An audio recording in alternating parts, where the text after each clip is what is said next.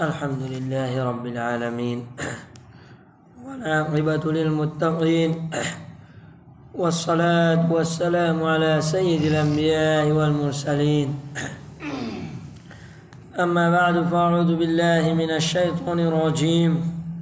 بسم الله الرحمن الرحيم. لن تنالوا البر حتى تنفقوا مما تحبون. صدق اللہ العظیم. محترم اور معزز سامعین کرام، میں نے ابھی آپ حضرات کے سامنے قرآن کریم کی ایک آیت تلاوت کی جس میں اللہ جل شانہ فرماتے ہیں کہ تم نیکی کے مقام تک اس وقت تک ہرگز نہیں پہنچ سکو گے جب تک ان چیزوں میں سے خرچ نہ کرو جو تمہیں محبوب ہے۔ اسلام کے امتیازات و خصوصیات میں سے ایک چیز وقف بھی ہے۔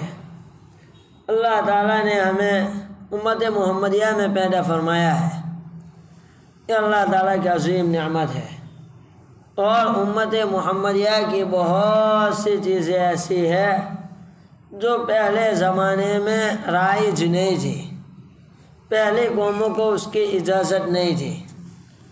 وہ امت محمدیہ کے خصوصیات کہلاتی ہے۔ ان میں سے ایک چیز جو اسلام کی خصوصیت اور امتیازی شان رکھنے والی ہے وہ وقف ہے۔ آپ کو معلوم ہوگا کہ آج کل ہمارا ملک اس موضوع سے گزر رہا ہے۔ وقف کا مطلب کیا ہے؟ پہلے تو یہ سمجھیے کہ وقف یہ ہے کہ کسی جائیداد کو اللہ کی رضا کے لیے لوگوں کے نفع کی غرض سے خاص کر دے،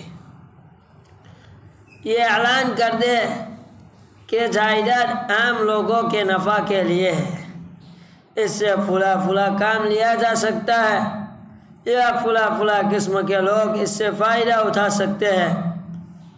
اس جائیداد پر اب میرا کوئی حق نہیں رہا بلکہ اللہ کا ہے اور اللہ کے بندوں پر خرچ کیا جائے گا۔ وقف کے متعلق ضروری مسائل اس سے پہلے جب گفتگو کی تھی اس وقت ہم نے بتلا دیے تھے۔ یاد رکھیں وقف کی تاریخ بڑی پرانی ہے، ایسا نہیں ہے کہ کوئی نئی چیز ہے۔ آدِ رسالت حضرت محمد مصطفیٰ صلی اللہ علیہ وسلم اور متعدد صحابہ کرام رضوان اللہ علیہم اجمعین نے اللہ کی رضا کے لیے اپنی جائیدادوں کو وقف کیا ہے۔ ابھی آگے بتلاتے ہیں کیا ہے۔ یہ کب ہوا؟ جب اللہ تبارک و تعالیٰ نے یہ آیت نازل فرمائی کہ لن تنالوا البر حتى تنفقوا مما تحبون۔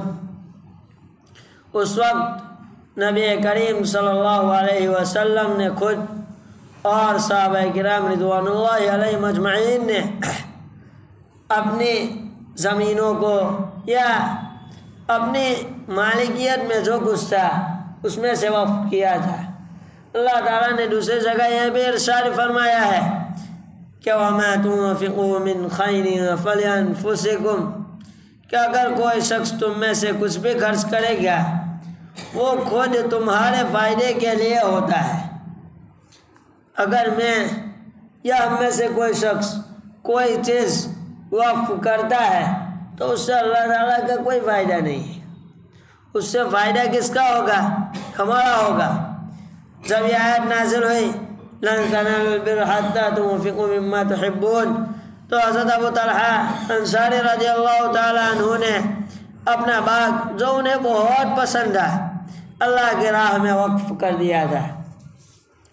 اور وقف میں مشروعہ غیر مشروعہ زمینیں، مکانات، دکانیں، گاڑیاں، ہر قابل انتفاع چیز جس میں دوام کی صفت ہو، زیادہ دیر تک باقی رہنے کی صفت ہو، ایسی چیزوں کو وقف کیا جا سکتا ہے۔ وقف انسان کو خیر کے کاموں میں فی سبیل اللہ یعنی اللہ کے راستے میں مال خرچ کرنے کا ایک دوامی طریقہ ہے جو انسان کے لیے تسلسل کے ساتھ ذخیرہ آخرت بنتا رہتا ہے، اور اس سے انسان کی مال و عزت میں اضافہ ہوتا ہے۔ اللہ تعالیٰ فرماتا ہے الشیطان یعدکم الفقر ویأمرکم بالفحشاء واللہ یعدکم مغفرۃ منہ وفضلا واللہ واسع علیم، کہ شیطان تمہیں غریبی سے ڈراتا ہے اور تمہیں بے حیائی کا حکم دیتا ہے، اور اللہ تم سے اپنی مغفرت اور اپنے فضل کا وعدہ کرتا ہے۔ اللہ بڑی وسعت والا، ہر بات جاننے والا ہے۔ نبی کریم صلی اللہ علیہ وسلم کا ارشاد ہے، مسند ابو اعلیٰ مسلم میں موجود ہے کہ اللہ کے نزدیک محبوب وہ ہے جو اس کے عیال کے لیے زیادہ سے زیادہ نفع بخش ہو، یعنی خرچ کرنے والا ہو، یعنی خرچ کرنا چاہے اپنی ذات پر ہو یا اپنے بیوی بچوں پر ہو یا عام ہو، جس سے ہر شخص فائدہ اٹھا سکے، وہ فائدے سے خالی نہیں ہے۔ اللہ کے نبی اور ہمارا پورا اسلام بڑائی کا ہے۔ اسلام صرف اور صرف بڑائی سکھاتا ہے۔ اگر کوئی شخص بھلائی نہیں کرتا ہے یا برائی کرتا ہے، کسی کو تکلیف پہنچاتا ہے، تو یہ اسلام کا قصور نہیں ہے، اس شخص کا قصور ہے۔ ورنہ اسلام ایک ایسا جامع مذہب ہے جو ہر چیز میں ہماری رہنمائی کرتا ہے۔ اور مولانا بشیر صاحب نے عیدگاہ میں کہا تھا عید کے دن، ہے نہیں کہ یہ امن و سلامتی والا مذہب ہے، بھلائی کی طرف بلانے والا مذہب ہے۔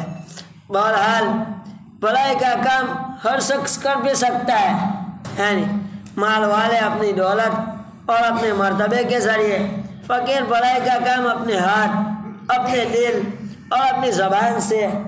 حضور صلی اللہ علیہ وسلم نے اس بات کی وضاحت کی ہے کہ نیک کام کا ذریعہ صرف مال ہی نہیں ہے، بلکہ ہر وہ کام نیک اور بہتر ہے جس سے انسانوں کو فائدہ پہنچے۔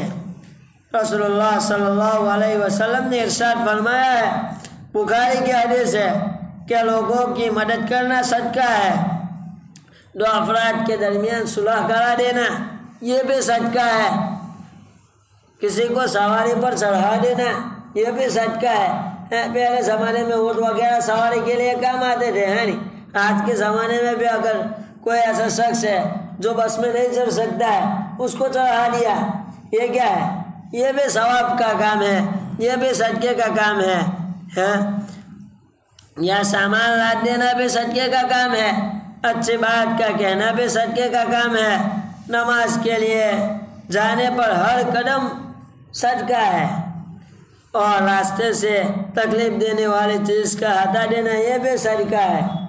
یہ اللہ کے نبی نے ہماری رہنمائی کی ہے۔ کیوں؟ اس لیے کہ ہم کچھ اپنے لیے اور اپنے بھائیوں کے لیے جو چاہے وقف کر سکے، اور بھی یہ بہت لمبا موضوع ہے، ہم بہت طول لینا چاہے تو دے سکتے ہیں، ایسا موضوع ہے۔ البتہ ہم یہ چاہتے نہیں ہیں، اس لیے کہ نہ آواز ہمارا صحیح ہے، اور اس سے پہلے اس پر تقریباً 15 منٹ کی ہم گفتگو کر چکے ہیں۔ البتہ آج جو اس موضوع کو منتخب کیا گیا، اس لیے کہ کل پارلیمنٹ میں یہ وقف کا بل دائر کیا گیا تھا حکومت کی جانب سے، اور اس میں جو فیصلے آئے مسلمانوں کے خلاف تھے، تو اسی لیے آج طبیعت کے ناساز ہونے کے باوجود یہاں بیٹھنا پڑا ہے، اور آپ کو 2-3 چیزوں سے مطلع کرنا آج مقصد ہے۔ پہلی چیز تو یہ ہے کہ اوقاف کے صحیح ہونے کے لیے شریعت نے چند شرطیں عائد کی ہیں، چند شرطیں رکھی ہیں۔ ایسا نہیں ہے کہ کسی سے بھی لے کر یا کہیں سے بھی اٹھا کر کوئی چیز ہم وقف کر سکتے ہیں، ایسا نہیں ہے، چند شرطیں ہیں۔ پہلی شرط تو یہ ہے کہ جو زمین یا جائیداد وقف کی جائے اس پر کسی کا دعویٰ نہ ہو، یعنی کہ مختلف زمین نہ ہو۔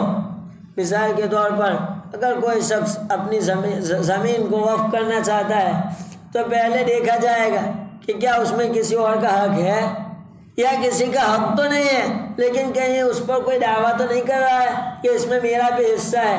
اگر اتنا شک پہ رہتا ہے تو پھر اس زمین کو وقف کرنا درست نہیں ہے۔ پہلے صاف شفاف کیا جائے گا، جو دعویٰ کر رہا ہے اس کی دلیلیں سن کر اس کا جواب دیا جائے گا، پھر سب زمین اپنی ہو جائے، اپنی ملکیت میں آ جائے، اس کے بعد اس کو وقف کیا جائے گا۔ یہ بہت بنیادی شرط ہے، اور وقف کرنے والے کی ملکیت میں ہو اور وہ وقف بالآخر فقیر اور مساکین کے لیے ہو۔ یعنی اگر کوئی مال ہے تو پھر اس میں حق کس کا ہوگا؟ غریب کا ہوگا، مسکینوں کا ہوگا۔ دوسری شرط یہ ہے کہ واضح لفظ میں وقف کیا جائے، ایسی گول متول بات نہ کرے کہ یہ زمین میں وقف تو کرتا ہوں، میرے پاس رہے گی، یہ وہ، ایسا نہیں، بلکہ جو چیز وقف کی جائے اس میں ایسے الفاظ نہ ہو جس میں وعدے کا شبہ ہو، اور نہ اس طرح کا وقف کیا جائے کہ مستقبل میں اس کے وقف کے ختم ہونے کا اندیشہ ہو۔ اللہ کے عشق میں اگر کوئی چیز ایک مرتبہ دے دے، اس پر کسی متولی اور ٹرسٹی کا بھی حق نہیں ہے۔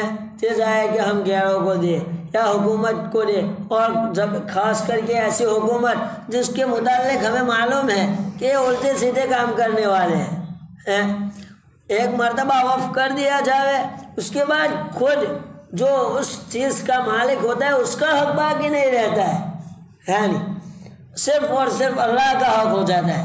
مثال کے طور پر یہ مسجد، اس میں کسی کو تصرف کرنے کی اجازت نہیں ہے نہیں۔ اللہ تعالیٰ نے جو ہمیں بتلایا ہے، شرع حدود ہے، اس کے آگے بڑھنے کی ہم میں سے کسی کو بھی اجازت نہیں ہے۔ اور یہ شرع حدود کون جانتا ہے؟ جو مسلمان ہو، جاننے والا ہو، وہ جانے گا۔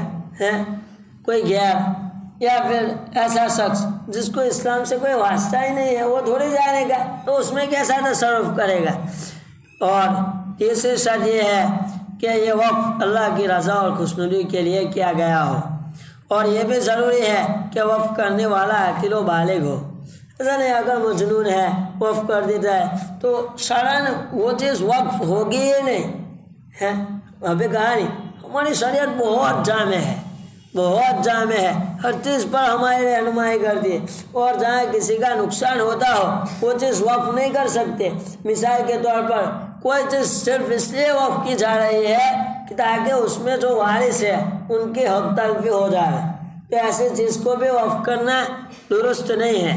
اور بھی بہت ساری شرائط ہے جو اس سے پہلے بیان کی جا چکی ہے، اور فقہا نے تو یہاں تک لکھا ہے کہ اگر کوئی شخص فاسق و فاجر ہے، مثال کے طور پر اعلانیہ گناہ کرتا ہے، چوری کرتا ہے، ڈاکہ گیری کرتا ہے، یا کسی کا مال ناحق طور پر کھاتا ہے، یا یہ کہ داڑھی نہیں رکھتا ہے، تو ان چیزوں کو بھی متولی یا جو مسجد مدرسہ وقف کی زمینوں کی ٹرسٹ ہوتی ہے اس میں رکھنے کی اجازت نہیں ہے۔ یہ شرعی قانون تو یہ ہے کہ جس کی داڑھی نہ ہو اس کو بھی ہم اس کے ٹرسٹ میں نہیں رکھ سکتے۔ اور اب جو بل دائر کیا جا رہا ہے اس سے ان کی تمنا یہی ہے صرف کہ وہ اس چیز میں گھسنا چاہتے ہیں، اور اس لیے ہمیں احتجاج کرنا ہے۔ وقف کی وہ جو بل دائر کیا گیا ہے اس میں بہت ساری چیزیں ایسی ہیں جس کی شرعاً اجازت ہے، اس حد تک ہم اس بل کو قبول بھی کریں گے۔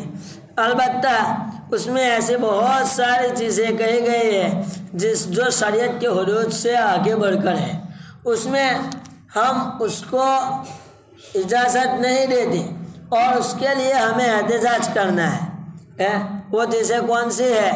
ایک تو یہ ہے کہ زبانی وقف کا اعتبار نہیں ہوگا، یہ بل میں یہ لایا گیا ہے کہ اگر کوئی شخص زبانی اعتبار سے کہے کہ یہ زمین میری، میں اللہ کی خوشنودی کے لیے اللہ کے راستے میں وقف کرتا ہوں، تو اس کا اعتبار نہیں ہوگا اگر اس نے لکھت نہ دیا ہو۔ حالانکہ ایسا نہیں ہے، شرعی اعتبار سے تو ہوتا ہے، اور ہماری بہت ساری زمینیں ایسی ہیں جس کو زبانی وقف کیا ہے۔ اسی طرح ایک اس میں یہ لایا گیا ہے بل میں کہ اگر مسلمان ہونے کے 5 سال کے اندر کسی نے وقف کیا ہو تو وہ زمین وقف کی نہیں مانی جائے گی، تو اس کی بھی گنجائش نہیں ہے، اس لیے کہ اگر کوئی شخص اسلام لائے بلکہ غیر مسلمانوں کو بھی وقف کرنے کی تو اجازت ہے، یہ شریعت کے خلاف ہے۔ اور بہت سارے ایسی چیزیں ہیں، یعنی وقت بھی ہو گیا ہے اور گلا بھی ساتھ نہیں دے رہا ہے، تو اس موضوع کے اعتبار سے آج احتجاج ہونے والا ہے، ہمیں احتجاج کرنا ہے اور یہ ہمارا شرعی حق ہے۔ یہ کوئی حکومتی یا سیاسی مسئلہ نہیں ہے جس میں ہم خاموش بیٹھے رہے، بلکہ یہ ہمارا ایمانی حق ہے کہ ان کو اس چیز سے روکا جائے اور اس میں ہم جو کچھ کر سکتے وہ کریں۔ یہ اس کام کے لیے ہمیں اپنے شیڈیول کو ادھر ادھر کرنا پڑے، اپنا جو کام ہے اس کو آگے پیچھے کرنا پڑے تو کریں گے، لیکن اس کام میں ساتھ دیں گے اور یہ بھی اللہ کی رضا کے لیے کریں گے، تو یہ بھی نفع پہنچانے والی چیز ہے ہمیں اس کا بھی ثواب ملے گا۔ تو جو ہمارے اکابرین نے ہمیں ان چیزوں کے لیے کچھ ہدایت کی ہے، ایک ہدایت تو یہ ہے کہ ابھی آج 2:30 سے لے کر 4:15 بجے تک احتجاج کرنا ہے، معاملتدار کے آفس کے پاس جانا ہے اور وہاں بیٹھنا ہے، اور وہاں بیٹھتے ہوئے چند چیزوں کا خیال رکھنا ہے۔ ایک تو یہ کہ ہمارے جو بڑے ہیں وہ اپنی جانب سے وہاں آویدن پتر دیں گے، اور اس کے بعد ہمیں وہاں بیٹھنا ہے خاموشی کے ساتھ۔ کوئی ویروڈ پردرشن کے لیے صرف اور صرف اتنا کرنا ہے کہ کالی پٹی اپنے ہاتھوں پر باندھ کے جانا ہے۔ آج کل انٹرنیشنل لیول پر یہ ہے کہ اگر ہمیں کسی چیز کا ویروڈ کرنا ہے، کسی چیز کی خلاف ورزی کرنی ہے تو اس کے لیے لوگ کرتے ہیں کہ کالی پٹی باندھ کر آتے ہیں، تو ہمیں یہ کام کرنا ہے ممکن ہو تو۔ اور دوسری بات یہ ہے کہ اس میں ہمیں وہاں شور شرابہ نہیں کرنا ہے، شانتی سے بیٹھنا ہے یا کھڑے رہنا ہے، اور جو وہاں ہمارے بڑے ہوں گے، ہمارے ذمہ دار وہاں ہوں گے، وہ جن چیزوں کی ہمیں ہدایت کرے وہ کام کرنا ہے۔ اور اس چیز کے لیے ہم میں سے ہر شخص کو جانا ہے، یہ معمولی چیز نہیں ہے، یہ معمولی چیز نہیں ہے۔ اگر اس چیز کو آج نہیں کیا گیا اور خدا نہ خواستہ وہاں بل پاس ہو گیا ہے، بل تو پاس ہو گیا ہے، اب ہمیں اس کی خلاف ورزی کرنی ہے اور یہ چیز اپنی اپنی جگہ پر باقی رہے، تو ہمارے مدارس، ہمارے مساجد، ہماری درگاہیں اور دوسرے جو اسلامی زمینیں ہیں اور اسلامی مکانات ہیں وغیرہ ہمارے ہاتھوں سے چلے جائیں گے، اور اس میں وہ کیا تصرف کر سکتے ہیں وہ ہم سوچ نہیں سکتے۔ تو ہم سب کریں گے نہیں، کوشش کرنا ہے، اللہ تعالیٰ سے رجوع بھی کرنا ہے، اس کے لیے صدقہ بھی کرنا ہے۔ یہ چیزیں تو ہم بارہا پہلے بتا چکے ہیں کہ اللہ تعالیٰ کو مسجد کا، مدرسے کا، ہم میں سے کسی کا محتاج نہیں ہے، یہ ہمارا عقیدہ ہے نہیں۔ اللہ تعالیٰ نے اس دنیا میں ہمیں پیدا کیا، اس سے اللہ تعالیٰ کے شان میں ادنا سی بڑھوتری نہیں ہوتی ہے، اور نہ اگر ہم میں سے کوئی شخص اللہ کے خلاف بولے، نعوذ باللہ، یا اسلام کے خلاف بولے، یا ہم ایسے کام کریں جس سے اللہ ناراض ہوتا ہے، تو اس سے اللہ کے شان میں ادنا سے غصہ، اگر ہم اللہ کے شان میں غصہ کی کریں تو اللہ کی شان اس سے گھٹتی نہیں ہے۔ اللہ تعالیٰ تو پہلے سے اتنے بلند درجے پر ہے کہ اس سے آگے نہ بلندی کا درجہ ہے اللہ تعالیٰ کن فیکون کا محتاج نہیں ہے، یہ ہمارا عقیدہ ہے، اور ہمیں ان چیزوں کو اپنے دلوں میں بٹھانا ہے، اور ہم ابھی جو جائیں گے وہ اپنے فائدے کے لیے جائیں گے۔ ابھی آیت پڑھے گئے اس میں بھی اللہ تعالیٰ فرماتا ہے کہ اگر کوئی شخص کوئی چیز دے گا، اللہ کے راستے میں وقف کرے گا، تو وہ اپنے فائدے کے لیے کرے گا، اللہ کا اس میں کوئی فائدہ نہیں ہے۔ اللہ تعالیٰ ہم سب کو وہاں جانے کی توفیق عطا فرمائے اور ناجائز مقاصد کے لیے اس بل کو جو لایا گیا ہے اس میں ان لوگوں کو ناکام فرمائے۔ وآخر دعوانا ان الحمد للہ رب العالمین۔